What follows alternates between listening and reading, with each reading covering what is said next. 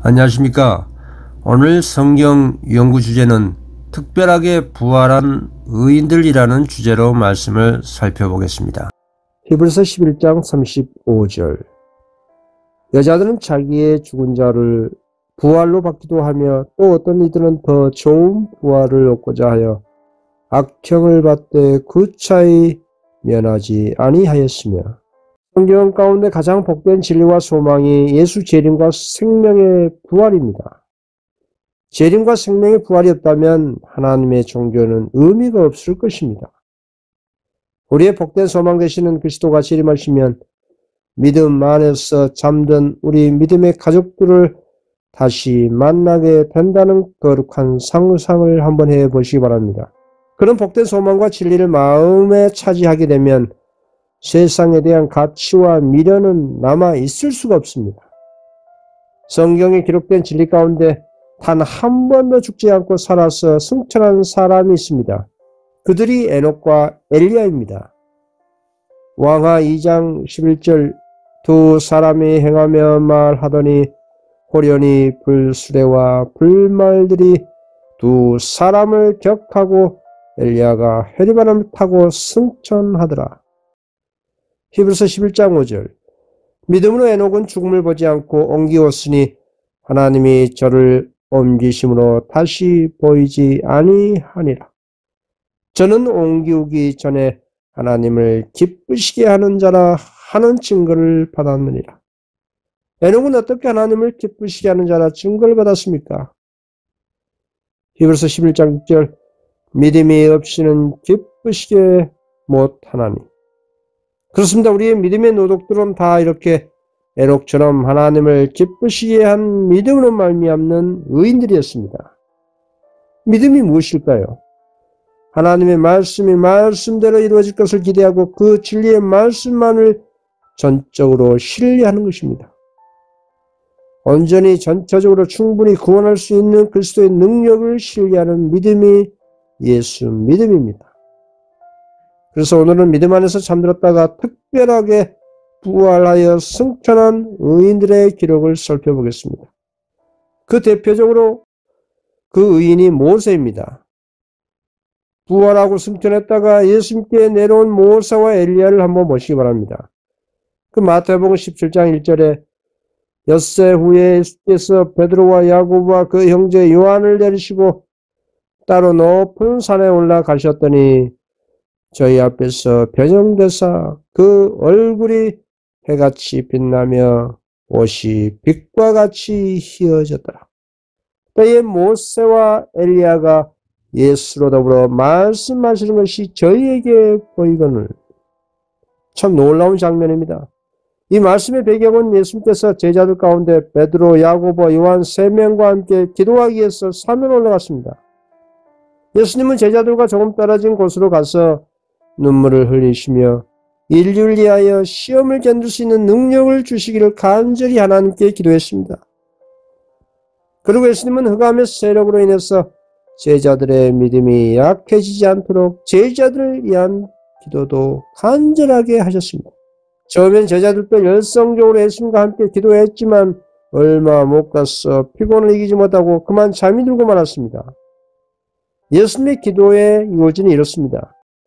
당신께서 세상이 창조되기 전에 하늘 아버지와 함께 가지셨던 영광을 제자들에게 나타나게 해달라는 것과 당신의 왕국이 인간의 눈에 볼 수 있게 해달라는 것, 그리고 제자들이 그 하나님의 나라를 보므로 힘을 얻을 수 있게 해달라는 것이었습니다.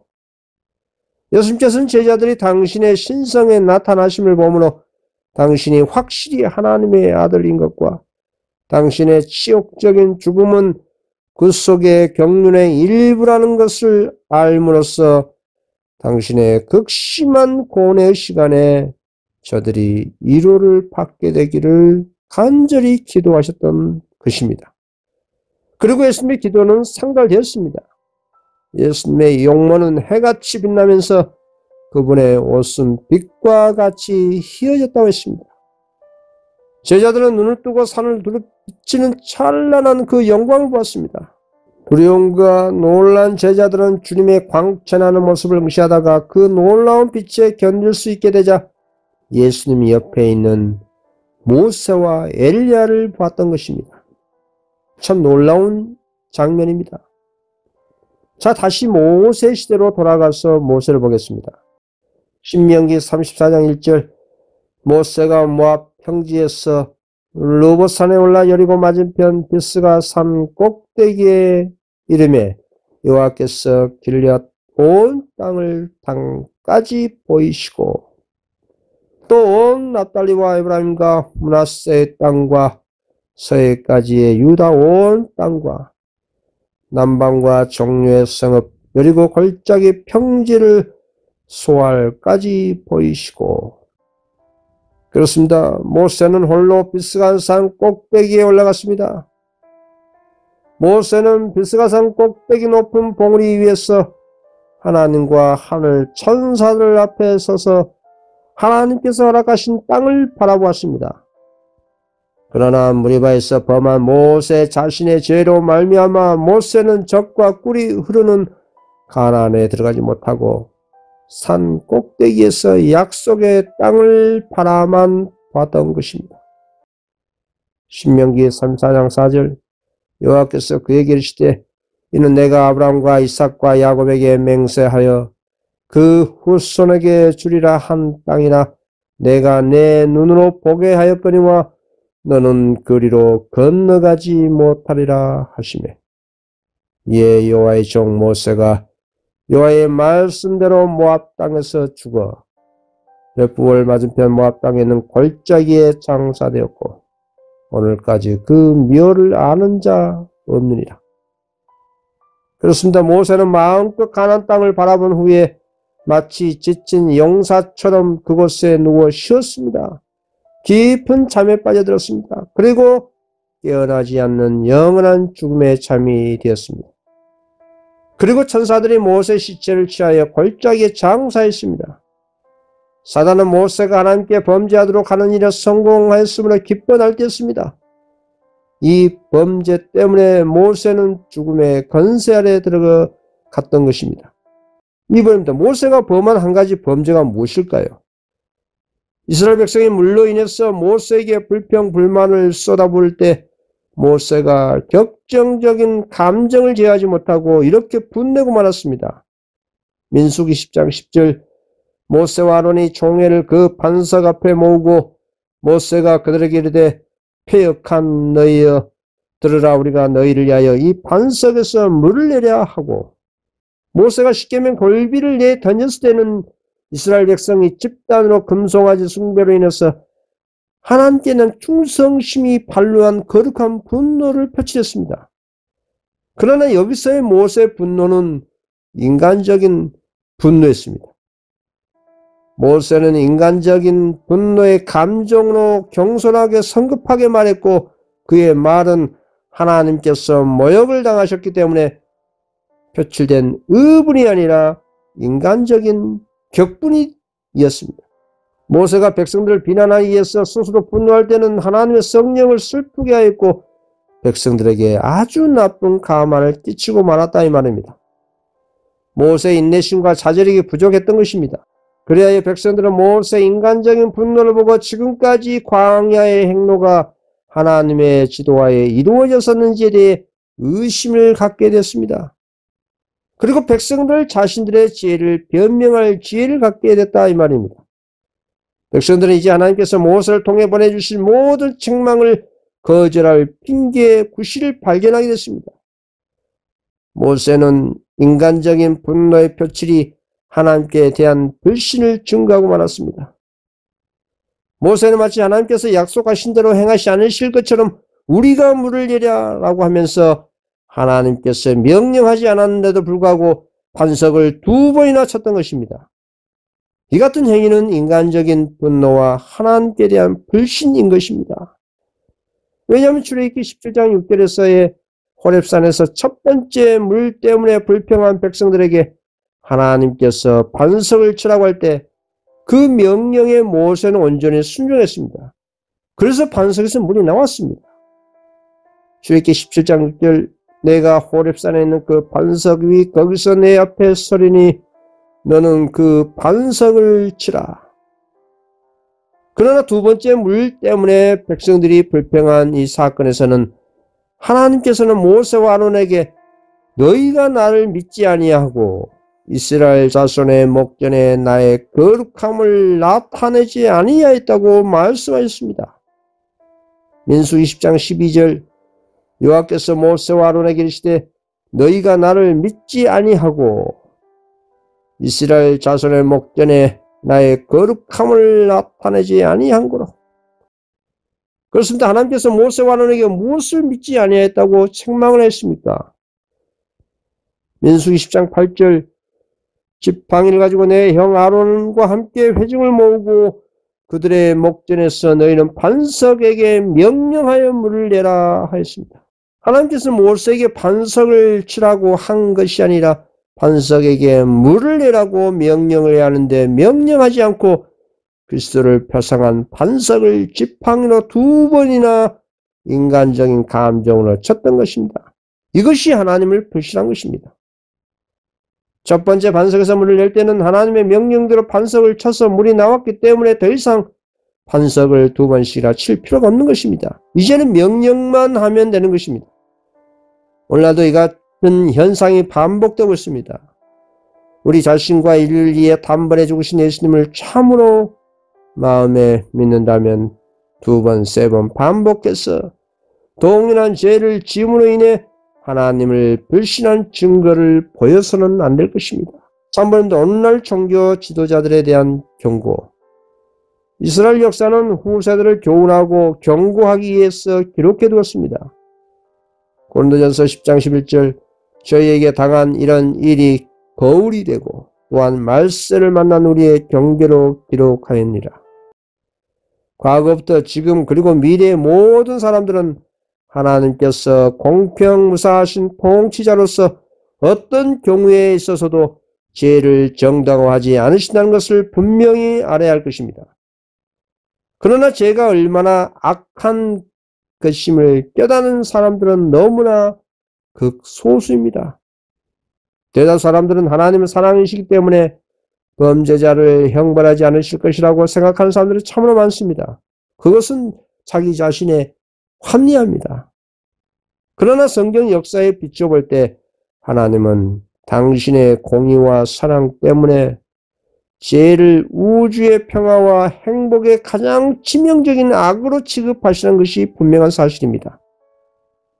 모세의 성실과 충실을 가지고도 그의 죄과에 대한 보응을 피할 수는 없었습니다.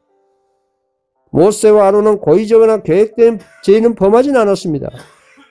그들은 돌연한 시험에 패배했으나 즉시 마음에서 우러나오는 회개를 했습니다. 하나님께서는 그들의 회개를 간합하셨으나 그들의 죄가 백성들의 끼칠 해를 염려하셔서 그 형벌을 면제해 주실 수가 없으셨습니다. 그리고 모세는 자기에게 내린 형벌의 선고를 숨기지 않고 그가 하나님께 영광을 돌리는 일에 실패함으로 인해 그들을 약속의 땅으로 인도할 수 없다는 사실을 백성들에게 솔직하게 말했습니다. 그리고 모세는 사람들에게 자기에게 내린 가혹한 형벌을 주목하도록 명령했습니다. 그리고 자신들의 범죄로 말미암아 자초했었던 형벌을 다만 한 사람의 탓으로 돌리려는 백성들의 불평을 하나님께서 얼마나 중대시 하시는지를 생각해 보도록 명령했습니다. 모세는 또 자신 죽음의 선고를 면제해 주시도록 몹시 간청했지만 받아들여지지 않았다고 백성들에게 분명하게 말해 주었습니다. 모세는 여호와께서 너희의 영으로 내게 진노하사 내 말을 듣지 아니하셨다고 백성들에게 말했습니다. 그렇습니다. 하나님께서는 백성들의 보다 더 큰 범죄를 용서하셨으나 지도자의 죄와 백성들의 죄를 똑같이 처리하실 수는 없으셨습니다. 그래서 성전의 늙은 자, 즉 종교 지도자들에게 더욱 엄격히 죄를 묻는 것입니다. 왜냐하면 받은 빚대로 심판을 받기 때문입니다. 그래서 베드로전서 4장 17절 하나님의 집에서 심판을 시작할 때가 되었나니 만일 우리에게 먼저 하면 하나님의 복음을 순종치 아니한 자들의 그 마지막이 어떠하며 에스겔 9장 6절 늙은 자와 젊은 자와 처녀와 어린 아이와 부녀를 다 죽이되 이마에 펴 있는 자에게는 가까이 말라. 내 성소에서 시작할지라 하심에 그들이 성전 앞에 있는 늙은 자들로부터 시작하더라.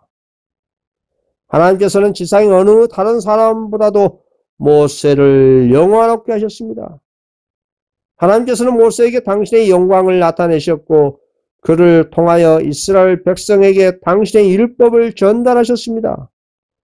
모세가 그처럼 큰 빛과 지식을 향유했던 사실이 그의 죄를 한층 더 무겁게 하였습니다. 과거에 충실히 행한 일이 그 후에 한 번의 부정한 행위를 속하지 못할 것입니다. 부여된 빛과 특권이 크면 클수록 그 사람의 책임도 커지고 그의 죄는 한층 더 무겁고 그 형벌 또한 엄해지는 것입니다. 그래서 누가복음 12장 47절 주인의 뜻을 알고도 예비치 아니하고 그 뜻대로 행치 아니한 종은 많이 맞을 것이요 알지 못하고 맞을 일을 행한 종은 적게 맞으리라. 무릇 많이 받은 자에게는 많이 찾을 것이요 많이 맡은 자에게는 많이 달라 할 것이라. 인간의 입장에서 볼 때 모세가 거대한 죄를 저지른 것은 아니었습니다. 모세의 죄는 보통 사건 중에 하나였습니다. 시편 기자는 모세가 그 입술로 망령되이 말하였음이라고 하였습니다. 인간적인 판단으로는 그것이 입술로 범한 가벼운 일처럼 보일지 모릅니다.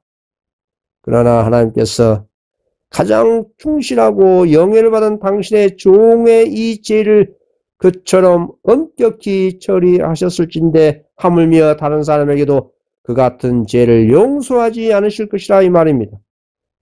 목사나 장로나 중요한 지위에 있으면 있을수록 그의 까마르기 크면 클수록 인내와 겸손을 개발할 필요는 더욱더 크다는 것입니다. 특히 책임 있는 지위에 있는 자들이 하나님께 돌려야 할 영광을 자신이 취하도록 유혹할 수 있을 때 사단은 기뻐 날뛸 것입니다. 그렇게 되면 사단은 승리를 얻게 되는 것입니다. 사단이 된 것도 그렇게 했기 때문입니다. 그리하여 사단은 다른 사람들을 멸망하도록 유혹하는 데 가장 큰 성공을 거두고 있는 겁니다. 하나님께서 당신의 말씀 속에 자신을 높이는 위험에 대하여 그처럼 많은 교훈을 주신 것은 우리로 하여금 사단의 계책에 대하여 경계하도록 하시기 위한 것입니다. 싸우는데 순간적인 격분이 일어날 때 절제할 수 있는 방법이 무엇일까요? 여러분, 순간적인 격분이 일어나면 그 장소에서 이동하여 하나님께 간절히 기도한 일이 최우선적으로 해야 할 일입니다. 이렇게 할 때 하나님의 성령의 지배를 받는 일이 되는 것입니다. 만약 우리가 작은 틈이라도 사단에게 보인다면 사단은 하나님께서 인류에게 주시는 축복과 인류에게 허락하시는 시련을 이용하여 사람을 유혹하고 영혼을 괴롭혀 멸망을 당하게 할 것입니다. 그런 거로 아무리 큰 영적 빛을 받았거나 아무리 많은 하나님의 은혜와 축복을 누린 사람이랄지라도 항상 주님 앞에 겸손히 행해야 하고 하나님께서 모든 생각을 지도하시고 모든 육체의 본성에서 올라오는 충동을 제어해 주시도록 믿음으로 간청해야 합니다. 고린도후서 10장 5절 모든 이론을 파하며 하나님 아는 것을 대적하여 높아진 것을 다 파하고 모든 생각을 사로잡아 그리스도에게 복종케 하니. 그렇습니다. 경건하다고 공언한 자들은 모두 마음의 생각을 면밀히 경계하고 아무리 성이 날지라도 자제력을 행사해야 할 가장 엄숙한 의무를 지니고 있는 것입니다. 모세에게 부과된 짐들은 매우 컸습니다. 그가 당한 바와 같은 혹독한 시련을 당할 사람은 거의 없을 것입니다. 그러나 이 사실도 모세의 죄에 대한 변명이 되지 못했습니다. 하나님께서는 당신의 백성을 위하여 충분한 준비를 갖추어 놓으셨기 때문입니다. 그러므로 우리가 하나님의 능력에 의지한다면 결코 상황과 환경의 노예가 되지 않을 것입니다. 아무리 시험이 크다 할지라도 죄에 대한 변명이 될 수는 없습니다. 아무리 영혼에게 가해지는 죄의 압력이 크다 할지라도 범죄하는 것은 우리 자신이 하는 선택적 행위인 것입니다. 이 세상의 건세나 지옥의 건세랄지라도 억지로 악을 행하게 할 수 없습니다. 사단이 우리의 약점을 노리고 우리를 공격한다 할지라도 우리가 넘어질 필요가 없는 것입니다. 아무리 공격이 맹렬하고 불시에 닥칠지라도 하나님께서 우리를 위하여 도우시는 손길을 준비하셨기 때문에 우리는 하나님을 힘입어 승리를 얻을 수 있습니다.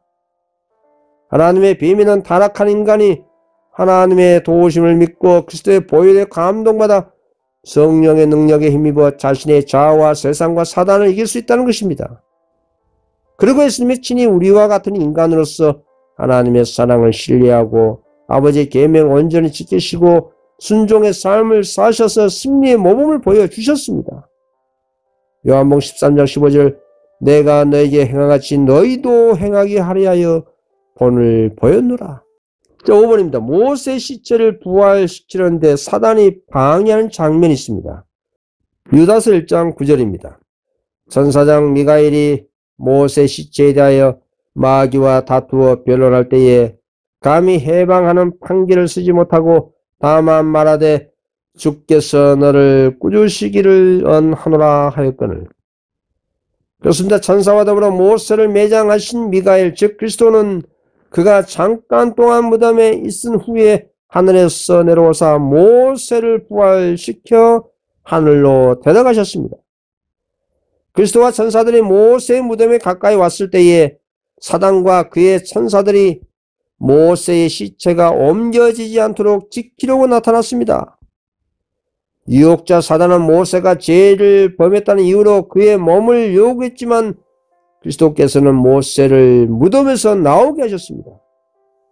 그리스도와 천사들이 가까이 가자 사단은 그리스도가 접근하지 못하도록 대항하였지만 그리스도와 천사들의 영광과 능력 때문에 뒤로 물러갈 수밖에 없는 것입니다. 사단이 모세 시체를 요구한 것은 모세가 범한 한 가지 그 죄 때문이었습니다. 그러나 예수님께서는 사단에게 온유하게 이렇게 말씀하셨습니다. 주께서 너를 꾸짖으시기를 언하노라. 사단이 아무리 강한 힘을 가지고 있다 할지라도 창조주의 말 한마디에 뒤로 물러설 수밖에 없는 것입니다.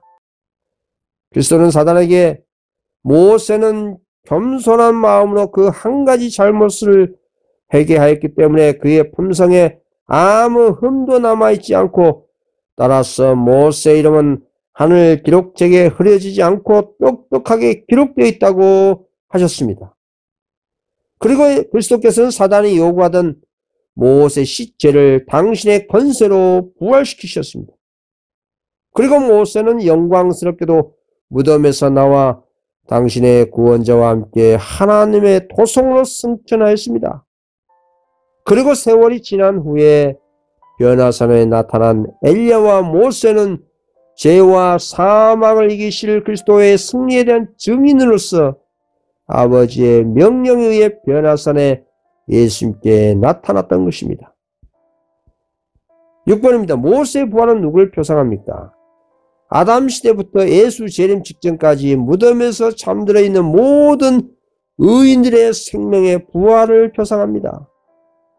그리고 죽음을 전혀 보지 않고 하늘로 변화되어 올라간 엘리야는 그리스도께서 재림하실 때 지상에 살아남아 있을 자들이 이 마지막 나팔의 수십간의 호련이 다 변하게 될 무리들을 상징하는 것입니다. 7번입니다. 예수님이 변화산의 모세와 엘리야를 제자들에게 보이신 이유가 무엇일까요?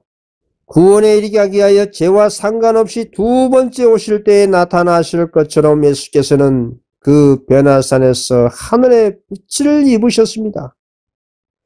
그 같은 모습은 예수님이 아버지의 영광으로 거룩한 천사들과 함께 오실 것이기 때문입니다.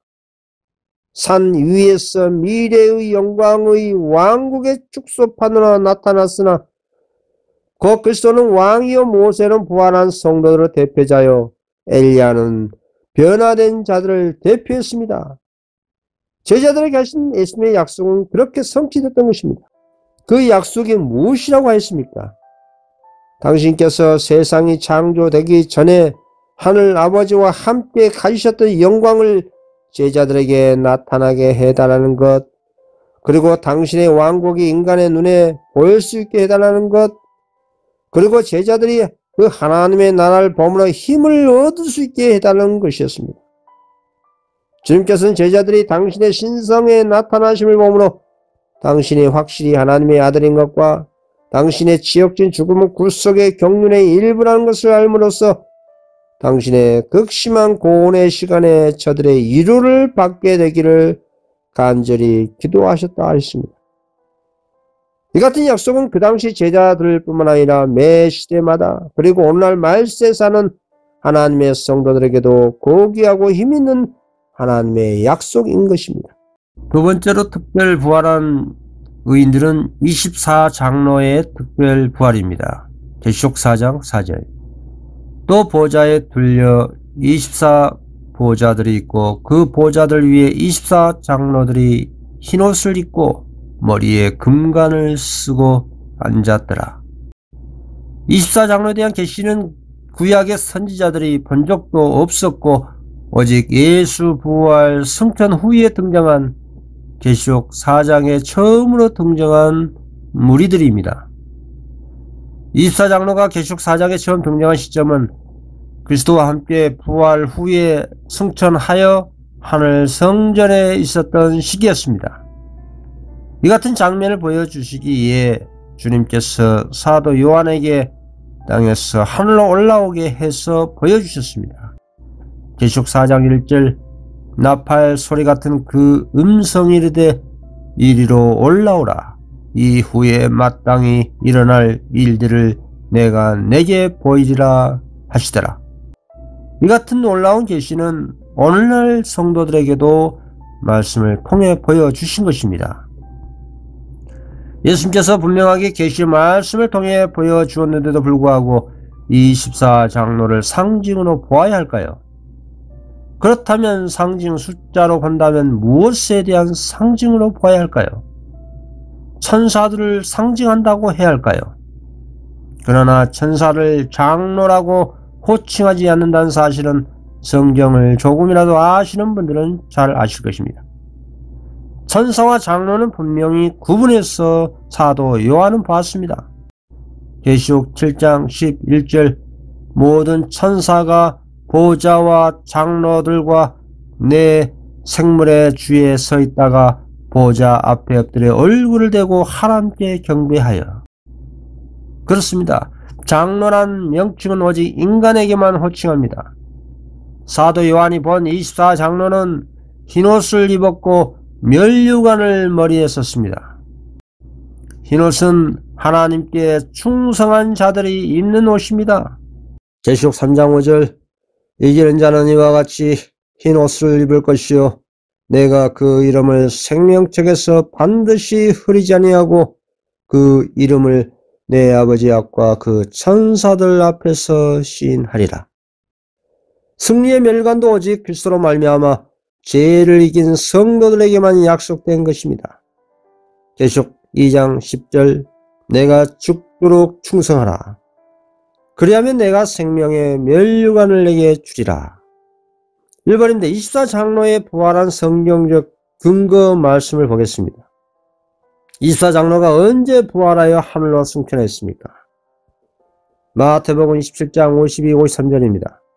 무덤들이 열리며 자던 성도의 몸이 많이 일어나되 예수의 부활 후에 저희가 무덤에서 나와서 거룩한 성에 들어가 많은 사람에게 보이니라. 에베소 4장 8절 그러므로 이르기를 그가 위로 올라가실 때에 사로잡힌 자를 사로잡고. 이들이 누구겠습니까? 성경적으로 깊이 생각해 보시기 바랍니다. 무덤에서 성도의 몸이 일어났고 부활한 그 성도들이 제일 먼저 하는 일이 거룩한 성 예루살렘 성에 들어가 많은 사람들에게 보였다고 하였습니다. 그렇습니다. 24 장로들은 아담 시대부터 그리스도 시대까지 진리를 위해 목숨 바친 하나님의 성도들이었습니다. 그리고 그리스도의 부활의 승리의 기념으로서 하나님께서 특별하게 부활시킨 의인들이었습니다. 특별 부활한 이 성도들은 예수님의 부활의 기쁜 소식을 전하기 위해서 예루살렘에 들어간 것입니다. 다음에 영감의 글을 보겠습니다. 예수께서 부활하실 때에 그분은 사로잡혀 있던 한 무리를 무덤에서 데리고 나오셨다. 예수께서 운명하실 때 있었던 지진은 그들의 무덤을 깨뜨려 열었으며 그분이 부활하실 때에는 그들도 그분과 함께 일어났다. 그들은 하나님과 동역자들이었으며 목숨을 바쳐 진리를 증거하던 자들이었다. 그리스도께서 부활하실 때 무덤에서 나온 자들은 영생으로 일으킴을 받았다. 그들은 죽음과 무덤을 이기신 그리스도의 전성기념으로서 그분과 함께 승천하였다라고 기록하고 있습니다. 24장로의 하늘 송소에서의 역할은 대제사장 그리스도를 도우는 그런 역할입니다. 역대상 24장을 보시면 제사장들은 24반차로 조직한 내용이 나옵니다.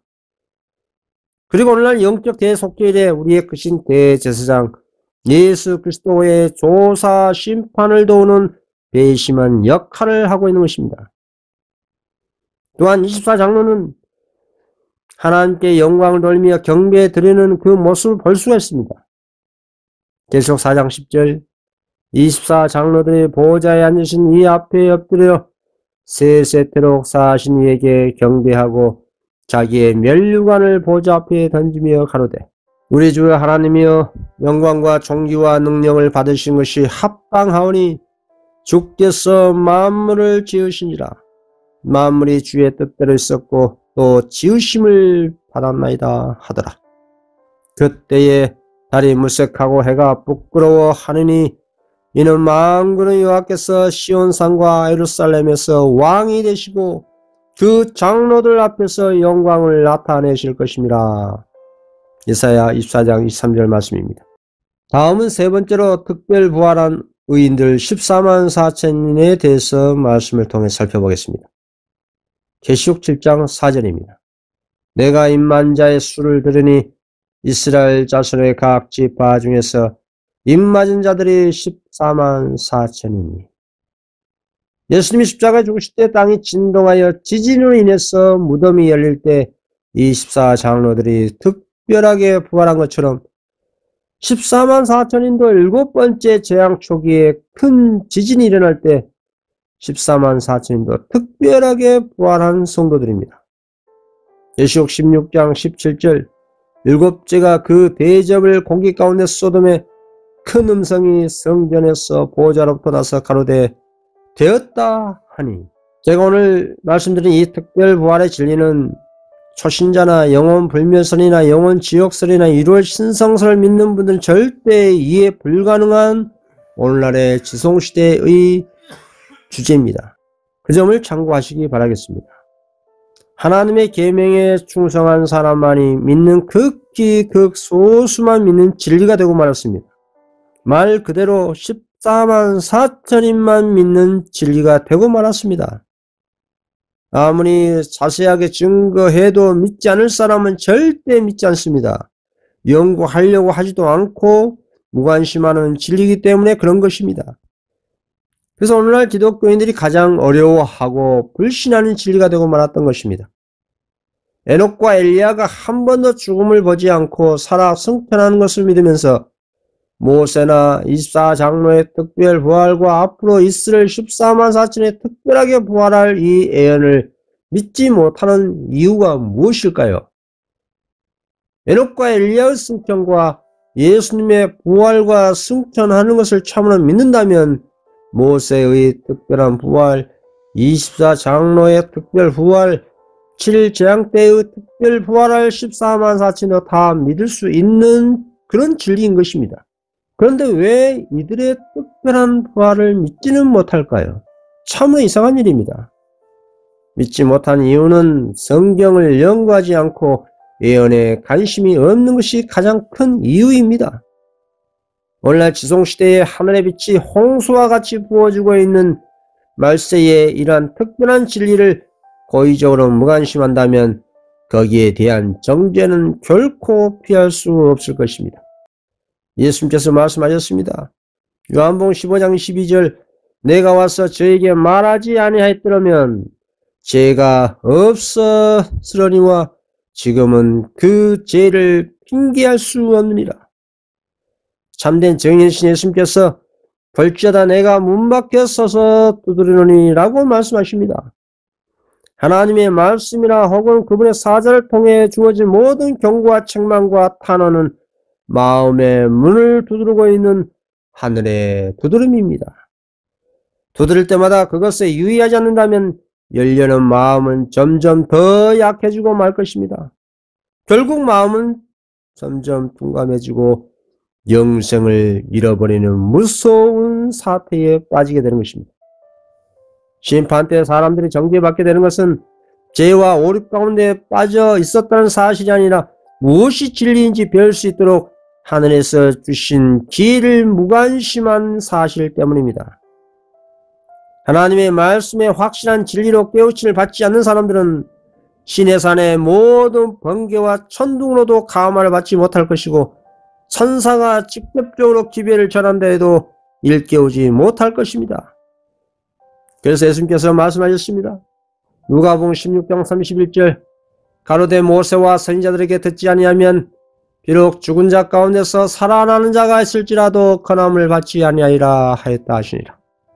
인친 천사가 어떤 천사인지 보겠습니다. 성경과 증언을 보시면 천사 중에 가장 힘센 셋째 천사가 하는 일이 14만 4천 인치는 사업이라는 것을 확인할 수가 있습니다. 계시록 7장 2절 또 봄에 다른 천사가 살아계신 하나님의 인을 가지고 해 도는 데로부터 올라와서 땅과 바다를 해롭게 할 건설을 받은 네 천사를 향하여 큰 소리로 외쳐 가로되 우리가 우리 하나님의 종들의 이마에 인치기까지 땅이나 바다나 나무나 해하지 말라 하더라. 다음에 증언에도 천사들 중에서 가장 힘이 센 이 천사는 그 손에 살아계신 하나님의 인 혹은 오직 홀로 생명을 주실 수 있는 분의 인을 갖고 있는데 그는 불멸과 영생이 허락될 자들의 이마에 표 혹은 글을 쓸 수가 있다. 셋째 천사의 사업과 사명은 참으로 두려운 사업입니다. 왜냐하면 영생과 영벌을 결정짓는 사명을 가진 천사이기 때문에 그렇습니다.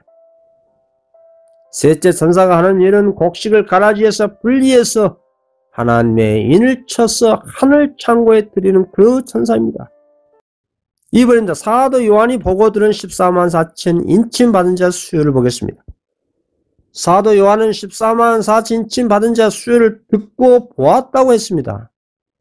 계시록 7장 4절 내가 인침을 받은 자의 수를 들으니 이스라엘 자손의 각 지파 중에서 인침을 받은 자들이 14만 4천이니 또 계시록 14장 1절 또 내가 보니 또 보았다고 그랬습니다.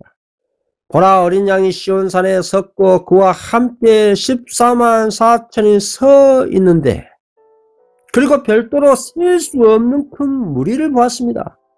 계시록 7장 9절 이 일 후에 내가 보니 각 나라와 족속과 백성과 방언에서 아무도 능히 셀 수 없는 큰 무리 이렇게 보았습니다. 14만 4천인과 별도의 헤아릴 수 없는 큰 무리를 본 겁니다. 이렇게 사도 요한은 여자의 남은 자손인 14만 4천인과 허다한 무리를 구분해서 하나님께로부터 듣고 보았던 것입니다. 내가 인침을 받는 자 수를 들으니 이스라엘 자손의 각 지파 중에서 인침을 받은 자들이 14만 4천이었습니다.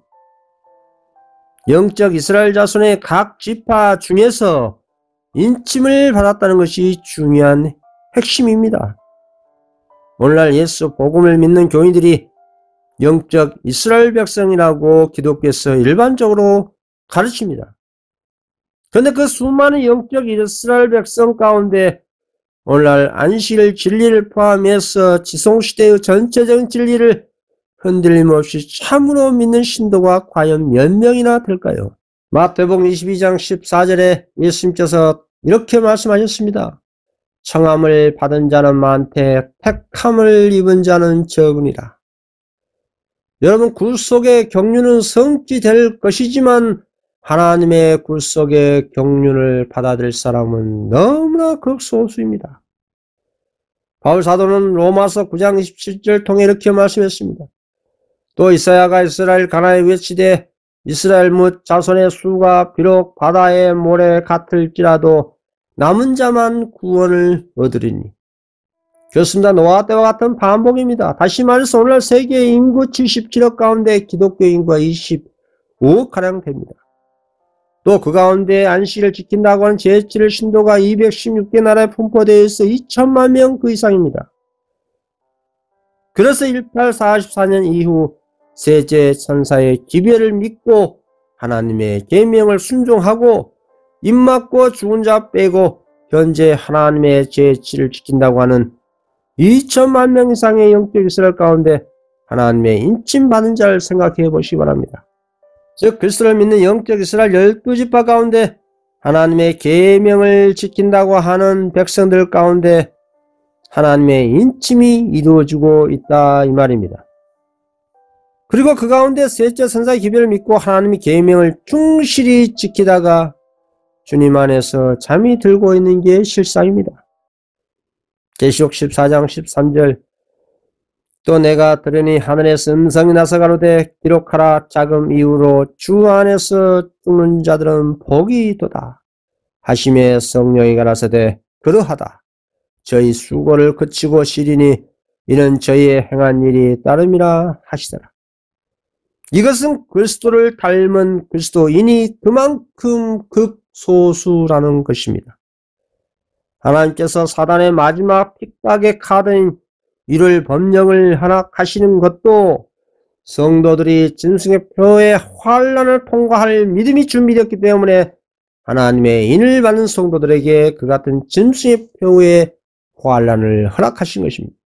그리고 1844년 이후 인침받고 잠든 성도들은 계시록 16장의 7번째 재앙 초기에 특별 부활할 것이고 그때의 질장 가운데 야곱의 환난을 겪고 있는 살아남은 의인들과 합류하여 완전체 14만 4천은 야곱의 환난을 통과하게 되는 것입니다.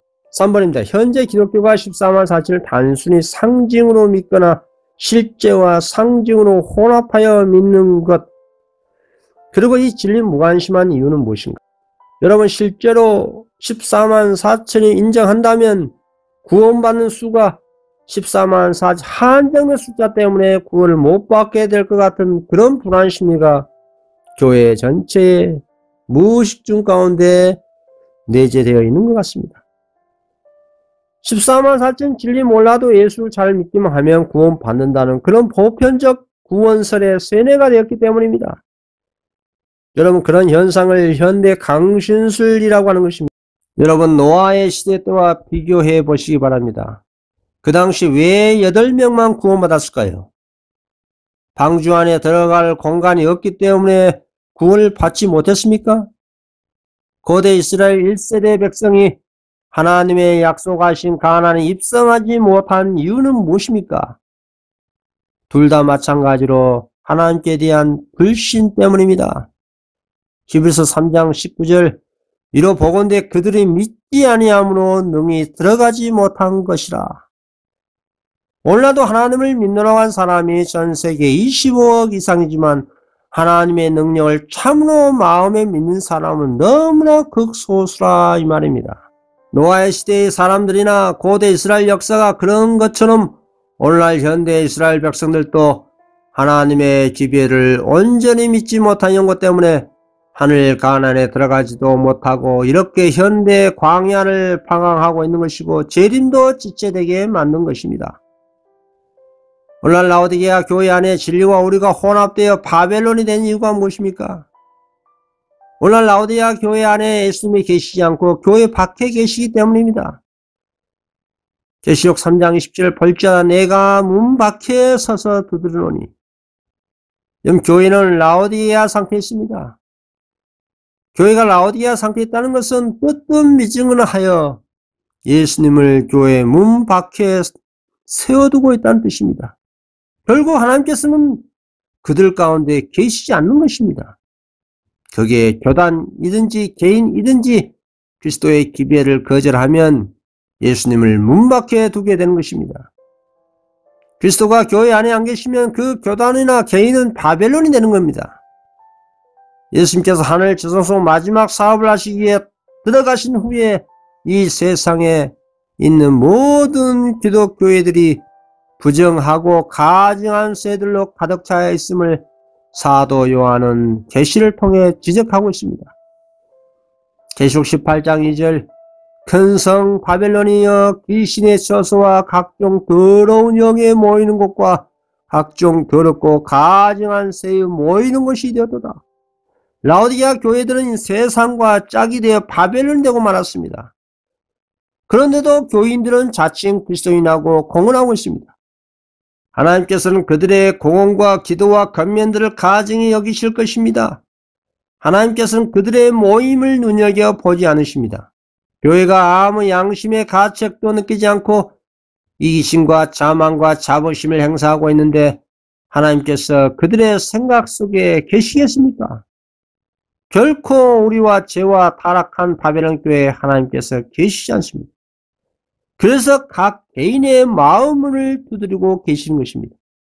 볼지어다 내가 문 밖에 서서 두드리노니 누구든지 내 음성을 듣고 문을 열면 내가 그에게로 들어가 그로 더불어 먹고 그는 나로 더불어 먹으리라.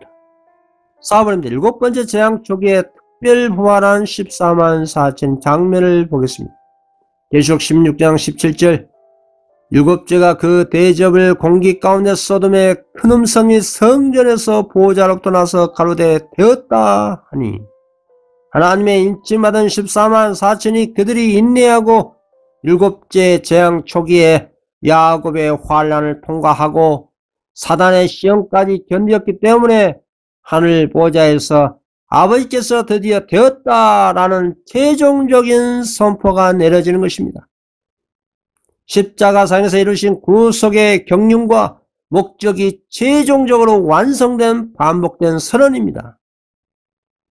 이때는 선과 악이 완전히 분리된 영구로 하나님 편에서 심판을 하실 수가 있게 된 것입니다. 증언을 보겠습니다. 큰 지진이 일어난다. 사람이 땅에 있어오므로 이같이 큰 지진이 없었더라. 셋째 천사의 기별을 믿고 죽은 사람들은 모두 영원 얻게 된 몸으로 무덤에서 나와 하나님의 율법을 지킨 자에게 주는 하나님의 평화의 언약을 듣는다. 라오디게아 교회 시대의 여자의 남은 자손 14만 4천은 하나님의 율법을 믿음으로 지킨 최종적인 승리자들입니다. 재림 직전에 셋째 천사의 기별을 믿고 죽은 모든 자들이 특별한 부활을 할 때에 그리스도가 십자가에 못 박히는 것을 조롱하고 바라본 자들과 하나님의 백성을 가장 격렬하게 반대한 특별한 악인들도 무덤에서 나와서 하나님의 약속이 성취되는 것과 진리가 승리하는 것을 보게 될 것입니다. 그와 관련된 근거 구절입니다. 계시록 1장 7절 볼지어다 그가 구름을 타고 오시리라. 각 사람의 눈이 그를 보겠고 그를 찌른 자들도 볼 것이요 땅에 있는 모든 족속이 그로 말미암아 애곡하리니 그러하리라. 아멘. 다니엘 12장 2절 땅의 뒷뜰 가운데서 자는 자 중에서 많은 사람이 깨어나 영생을 받는 자도 있겠고 수치를 당해서 영원히 부끄러움을 당할 자도 있을 것이며 스가랴 12장 10절 내가 다윗의 집과 예루살렘 거민에게 은총과 강구하는 심령을 부어주리니 그들이 그 찌른 바 그를 바라보고 그를 위하여 애통하기를 독자를 위하여 애통하듯 하며 그를 위하여 통곡하기를 장자를 위하여 통곡하듯 하리로다. 그렇습니다. 예수님을 찌른 가야바, 빌라보, 로마 군병 등 이 특별한 악인들은 14만 4천 특별한 의인들과 함께 특별하게 부활할 악인들입니다. 이 특별한 악인들은 재림의 광경을 직접 본 후에 그리스도를 로마에 넘기고 죽도록 그 죄과를 물어 수치를 당하고 부끄러움을 당할 자들입니다. 그리고 이 특별한 악인들은 둘째 부활할 때까지 다시 사망의 잠을 자다가 최후의 집행 심판을 당하게 되는 것입니다. 5번입니다. 하나님이 14만 4천에게 대환란 시기에 재림의 시간과 날을 알려주는 장면입니다. 많은 물소리와 같은 하나님의 음성을 들었는데 그 음성은 예수께서 오시는 날과 시간을 우리에게 알려주었다. 그 수가 14만 4천 명이나 되는 살아있는 성도들은 그 음성을 알아듣고 그 의미를 깨달았으나 악인들은 그것이 내성과 지진이라고 생각하였다. 14만 4천 명은 모두 다 인을 받았으며 완전히 연합되어 있었다. 6번입니다. 예수님의 음성의 첫째 부활에 일어난 허다한 무리와 14만 4천 명이 구분된 장면입니다. 불꽃에 쌓여 구름을 타고 강림하실 때에 그분의 은나팔이 울려 퍼졌다. 그분은 잠자는 성도들의 무덤을 바라보시고 당신의 눈과 손을 하늘로 향하여 드시면서 깨어라 깨어라 깨어라 티끌에 잠자는 자들아 일어나라 하고 외치셨다. 이어서 굉장한 지진이 일어나더니 무덤이 열리면서 죽었던 자들이 썩지 않을 몸으로 일어났다. 14만 4천 명이 사망으로 인하여 갈라져 있었던 저희 친구들을 알아보고 큰 소리로 할렐루야라고 외쳤다. 이렇게 첫째 부활에 일어난 허다한 무리와 14만 4천 명이 분명히 구분된 장면을 볼 수가 있습니다. 7번입니다. 14만 4천 명만을 성전에 들어간 것과 14만 4천 명의 이름이 금 글씨로 석판들에 새겨진 계시입니다. 우리가 거룩한 성전에 들어가려고 할 때에 예수께서는 부드러운 성으로 14만 4천 명만이 이곳으로 들어간다는 말씀하셨고 우리는 모두 할렐루야라고 함성을 올렸다. 나는 거기서 14만 4천 명의 이름이 금글씨로 석판들에 새겨져 있는 것을 보았다. 14만 4천 명이 허다한 무리의 또 다른 상징이라면 무엇하러 14만 4천 명만이 거룩한 성전에 들어간다고 하시겠습니까? 또 왜 14만 4천 명만의 이름이 금글씨로 석판들에 새겨져 있겠습니까? 그건 상징 숫자가 아니라 분명한 14만 4천 명만이 하늘 성전에 들어가기 때문에 이렇게 계시를 통해서 분명하게 증언하고 있는 것입니다. 8번입니다. 14만 4천 수요가 차면 어떻게 되는가? 그리스도께서 하늘 지성소에 나오셔서 지구에 오신다는 것이 최후의 예언입니다. 한 천사가 잉크통을 가지고 지구에 돌아와 예수님께 자기 일이 끝났음을 보고하고 성도들의 수가 차서 인치는 사업이 마쳤음을 보고했다. 그러자 나는 십계명이 들어있는 법궤 앞에서 봉사하시던 예수께서 향로를 내 던지는 것을 보았다. 그는 그의 손을 짙게 들고 다 이루었다고 하고 큰 소리로 부르짖었다. 그렇습니다. 오늘날 지성시대의 견고한 진리의 토대 위에 예수 믿음으로 하나님의 계명을 지키는 한 백성의 14만 4천 명의 수요가 차면 예수님은 속히 재림하시는 것입니다. 열매가 익으면 곧 낯을 대나니 이런 추수 때가 이르렀음이라는 그리스도께서는 당신의 계명을 지키는 그 품성을 세상에 나타내 보이기를 간절히 바라십니다. 그리스도의 품성이 당신의 백성들 속에 완전하게 재현될 때에 주님께서는 당신의 완곡을 찾으시려고 이 땅에 강림하실 것입니다. 거로 셋째 천사의 기별을 믿고 전하는 14만 4천명 후보들이 재림을 촉진시키는 운동을 하는 마지막 사명인 것입니다. 모세, 24장로들이나 14만 4천의 특별 부활의 공통된 특징이 하나님께 대한 충성한 그런 의인들이었습니다. 특히 각 시대의 진리를 충성스럽게 전하는 성도들이었습니다. 예수 재림을 촉진시키는 셋째 천사의 기별을 믿는 하나님의 남은 무리들은 하나님께 주신 모든 능력을 가지고 이 세상에 셋째 천사의 기별을 증거하고 전하도록 힘써 분투해야 할 것입니다. 오늘날 하나님의 계명을 지키는 한 백성이 나타나야 예수님의 재림이 속히 이루어지는 것입니다. 계시록 14장 1절 또 내가 보니 보라 어린 양이 시온산에 섰고 그와 함께 14만 4천이 서 있는데 그들의 이마에는 어린 양의 이름과 그 아버지 이름을 쓴 것이 있더라.